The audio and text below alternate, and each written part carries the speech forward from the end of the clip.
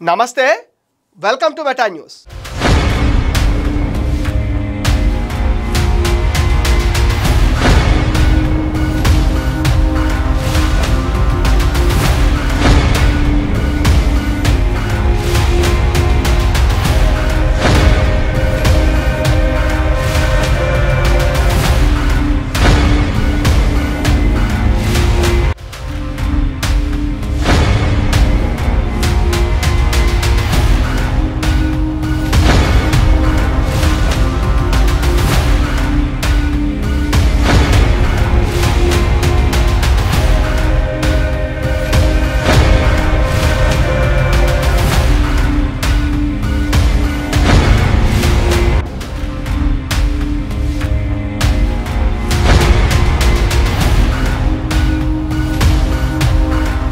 AP రాజకీయాల్లో ఎవరు ఎప్పుడు దూకుడు మీద ఉంటారో తెలియదు.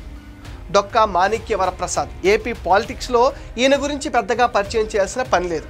ఒక్కోసారి ఆయన తీసుకునే నిర్ణయాలు ఆయన రాజకీయ జీవితం పైన తీవ్ర ప్రభావాన్ని చూపుతాయి. 2004లో గుంటూరు జిల్లా తాడికొండ నుండి కాంగ్రెస్ పార్టీ ఎమ్మెల్యేగా గెలిచిన డొక్కా మాణిక్య వరప్రసాద్కి రాజకీయంగా కుదురులేదంటారు. 2009లో కూడా రెండోసారి అదే నియోజకవర్గం నుంచి గెలిచి మంత్రి పదవి కూడా దక్కించుకున్నారు.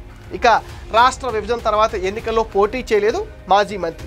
ఆంధ్రప్రదేశ్ విభజనకు పూర్వం ఆంధ్రప్రదేశ్ మంత్రివర్గంలో సెకండరీ విద్యా మంత్రిగా పనిచేశారు. ఆ తర్వాత గ్రామీణాభివృద్ధి, జాతీయ గ్రామీణ ఉపాధి హామీ పథకం మంత్రిగా కూడా ఆయన పనిచేశారు. ఇంకా చెప్పాలంటే ఆ తర్వాత ఆయన రాజకీయ జీవితం తీవ్ర ఒడిదుడుకుల్లో పడింది. అందుకు ఆయన స్వయంకృత అపరాధమే కారణం అంటారు రాజకీయ విశ్లేషకులు. నిలకడలేని నిర్ణయాలతో తన రాజకీయ జీవితానికి తానే గొయ్యి తవ్వుకుంటున్నట్లుగా చెప్పుకుంటున్నారు. రాష్ట్ర విభజన తర్వాత కొన్నాళ్ళు కాంగ్రెస్లో ఉన్న యాక్టివ్గా కనిపించలేదు డొక్కా. ఇక అక్కడ నుండి పొడిచేదేముంది అనుకున్నారో ఏమో కానీ అప్పట్లో వైసీపీలో చేరడానికి ముహూర్తం కూడా పెట్టుకుని ఫ్లెక్సీలు కూడా కట్టించుకున్నారు. కానీ లాస్ట్ మినిట్లో సినిమా మొత్తం మారిపోయి వేరే బొమ్మ పడింది. తన రాజకీయ గురువు రాయపాటి సాంబశివరావు జోక్యంతో టీడీపీలో చేరిపోయాడు డొక్కా. అక్కడ ఆయన సీనియారిటీని గౌరవిస్తూ రకరకాల క్యాలిక్యులేషన్స్తో ఎమ్మెల్సీ పదవి ఇచ్చింది తెలుగుదేశం. అయినా ఆయన అంతగా సంతృప్తి పడలేదంటారు. 2019 ఎన్నికల్లో ప్రతిపాడు నుండి టీడీపీ అభ్యర్థిగా పోటీ చేసి ఓడిపోయారు ఆయన. అప్పుడు వైసీపీ అధికారంలోకి రావడంతో ఆయన మనసు అటువైపు లాగిందట. జంపు కొట్టొచ్చిన ఫ్యాన్ పార్టీలో కూడా ఆయనకు గౌరవంగానే ఎమ్మెల్సీ పదవి కట్టబెట్టారు. తర్వాత ఆయన్ని తాడికొండ ఇన్ఛార్జిగా నియమించింది వైసీపీ అధిష్టానం. కానీ ఎవ్వరూ ఊహించని విధంగా డొక్కా ఇన్ఛార్జ్ తీసుకున్న నెలలోపే తాడికొండ వైసీపీ నేతల నుంచి ఆయనకు వ్యతిరేకత ఎదుర్కోవాల్సి వచ్చింది. అయోమయ పరిస్థితిలో ఇన్ఛార్జ్ పోస్ట్ నుంచి తప్పించింది పార్టీ అధిష్టానం. ఆ తర్వాత నుంచి ఎప్పటికప్పుడు పార్టీలో తన అసంతృప్తిని వెళ్లబుచ్చుతూనే ఉన్నారు మాజీ మంత్రి. ఆ క్రమంలోనే వైసీపీ గుంటూరు జిల్లా అధ్యక్షుడిగా నియమించారు. అక్కడ కూడా ఆయన అంతా నిలకడ చూపించలేదు. పార్టీ నేతలతో ఆయన కలిసి పనిచేయడం మానేశారు. దీంతో ఆయన పైన ఫిర్యాదులు కూడా వచ్చాయి.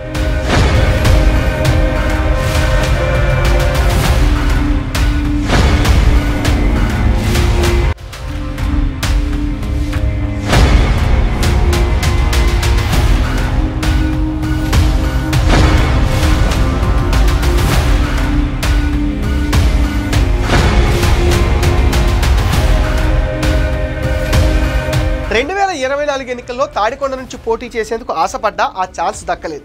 జగన్ ఆయనకు ఆ అవకాశం కూడా ఇవ్వలేదు. ఎన్నికలకు ముందు రెండోసారి టీడీపీ కండువా కప్పుకున్నారు ఆయన. పార్టీ మారినా ఆయన ఆశ మాత్రం నెరవేరలేదు. పోటీ చేసే అవకాశం దక్కలేదు. అయితే కూటమి ప్రభుత్వం అధికారంలోకి రావడంతో తమ నేత రాజకీయ భవిష్యత్తుకు డోకా లేదని భావించారు డొక్కా అనుచరులు. కానీ ఆ అంచనాలు కూడా తలకిందులైపోయాయి.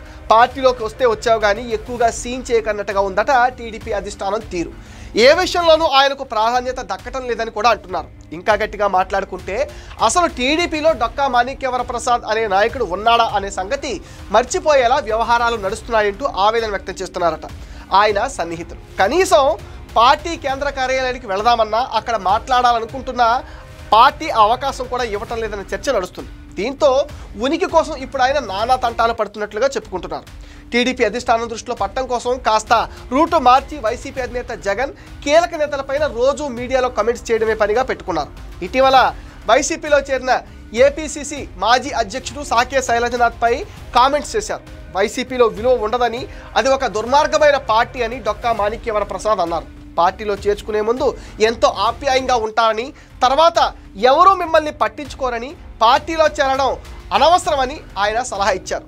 పార్టీలో చేరే సమయంలో నవ్వుతూ ఆప్యాయంగా పలకరిస్తారని, తర్వాత జగన్ రెడ్డి రాజకీయ అత్యాచారం చేయిస్తారంటూ భవిష్యత్తు బాగుంటాలంటే శైలజనాథ్ వైసీపీలో చేరుకుంటే మంచిదని డొక్కా మాణిక్యవరప్రసాద్ సలహా ఇచ్చారు. చేరికపైన మళ్ళీ ఒకసారి ఆలోచించుకుంటే మంచిదని కూడా కోరారు. అయితే డొక్కా మాణిక్యవరప్రసాద్ సలహాను శైలజనాథ్ అస్సలు పట్టించుకోలేదు.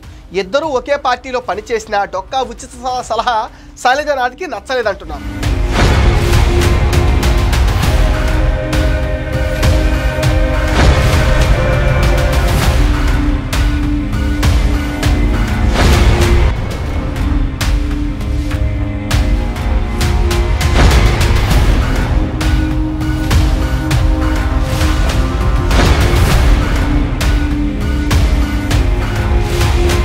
ప్రత్యర్థుల మీద విమర్శల పేరుతో ఈయన గారు ఎంత చించుకున్నా అక్కడ పట్టించుకోవాల్సిన వాళ్ళు ఎవరూ లేరంటున్నారు. ఉమ్మడి గుంటూరు జిల్లాలో డొక్కా మాణిక్యవరప్రసాద్ని ఒక ఎమ్మెల్యే కూడా పట్టించుకోవటం లేదు. కనీసం పార్టీ కార్యక్రమాలకు కూడా పిలవటం లేదంటే ఈయనకు ఎంత బ్యాడ్ టైం నడుస్తుందో చెప్పుకోవచ్చు. పార్టీ గురించి తనెంతో ఆలోచిస్తుంటే తనను ఎవరూ పట్టించుకోవటం లేదని డొక్కా లోలోన మదనపడుతున్నారు.